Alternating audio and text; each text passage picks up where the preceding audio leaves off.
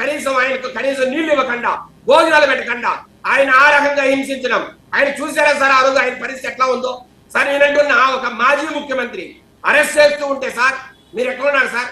నేను లండన్ లో ఉన్నా, నాకేం తెలీదు, ఇక్కడ పోలీసు అరెస్ట్ చేశారు ఏంటి సార్? ఒక మాజీ ముఖ్యమంత్రి అరెస్ట్ చేస్తూ ఉంటే, తెలుగుదేశం పార్టీ అధినేత అరెస్ట్ చేస్తుంటే మీకు తెలియకుండా పోలీసు అరెస్ట్ చేస్తారా?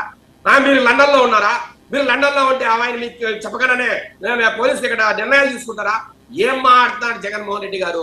విలువలు విశ్వసనీయతల గురించి మాట్లాడే మీరా ఇన్ని అబద్ధాలు మాట్లాడేది?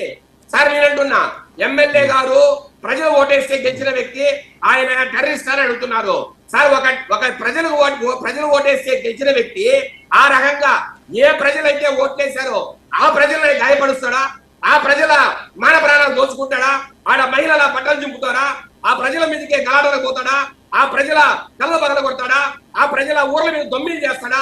దీనికి సమాధానం చెప్పాలి సార్ జగన్మోహన్ రెడ్డి గారు. మళ్ళా పైగా సార్ సిగ్గు లేకుండా బీసీ కార్డు వాడడం సార్. ఒక ఎమ్మెల్యే అంత దౌర్జన్యం చేస్తూ ఉంటే సార్ బీసీ కార్డు ఎందుకు వాడాలి సార్? ఎవరైనా ఇబ్బందులు పడుతూ ఉంటే, బాధలు పడుతూ ఉంటే, ఒక వ్యక్తి బాధితుడైతే, అతను అణగారిన వర్గాలకు చెందిన వ్యక్తి అయితే మనం సానుభూతి చూపించాలి. అప్పుడు బీసీ కార్డో ఎస్సీ కార్డో వాడాలి. ఇక్కడ బాధితులు ఎవరు సార్? బాధ పెట్టిన వారు ఎవరు? బాధ పెట్టింది విరూపాక్షి, ప్రజలు నాశనం చేసిన విరూపాక్షి, ప్రజల మీద అరాజకం చేసిన విరూపాక్షి. అలాంటి పరిస్థితుల్లో బీసీ కార్డు సార్. ఇంకొక మాట సార్, ఏదో చిన్న యాక్సిడెంట్ రోడ్డు మీద ఎవరో దానైన చంపితే, చిన్న బైక్ లో యాక్సిడెంట్ చేస్తే కార్ యాక్సిడెంట్ కూడా కాదు అంటే ఇక్కడ ఒకటి. ఓకే విజయశేఖర్ రెడ్డి గారు, ఇక్కడ విజయశేఖర్ రెడ్డి గారు మీరే మీ టీడీపీ ఒక్క నిమిషం సార్.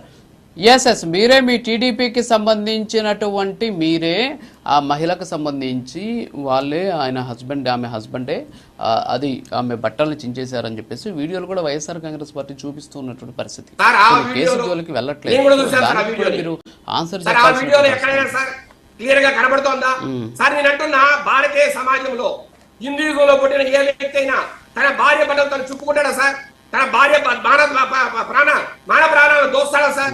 ఆ రకంగా ఆయనకి ఏం చేస్తాడా సార్? అవమానపరుస్తాడా సార్? సార్ భార్య అవమానం కన్నా ఈ ప్రపంచంలో ఆమె మొగుడికి ఏదైనా ఎక్కువ ఉంటుందా? నేను అడుగుతున్నాను సార్.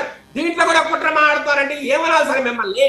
అసలు భారతీయ సమాజం అంటే ఏంటి, సంస్కృతి అంటే ఏంటి, మాన మర్యాదలు అంటే ఏంటి ముందు తెలుసుకోండి సార్. ఒక భర్త భార్య పట్టణం చెప్పడం ఏనాడైనా చూసాం మనం? ఈ రాష్ట్రంలో ఈ దేశంలో ఎక్కడైనా జరిగిందా?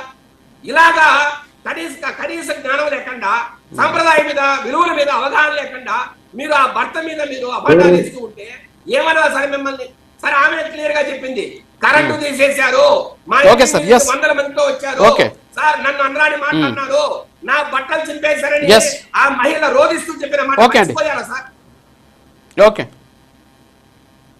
Okay okay okay Vijayasekhar Reddy గారు చిన్న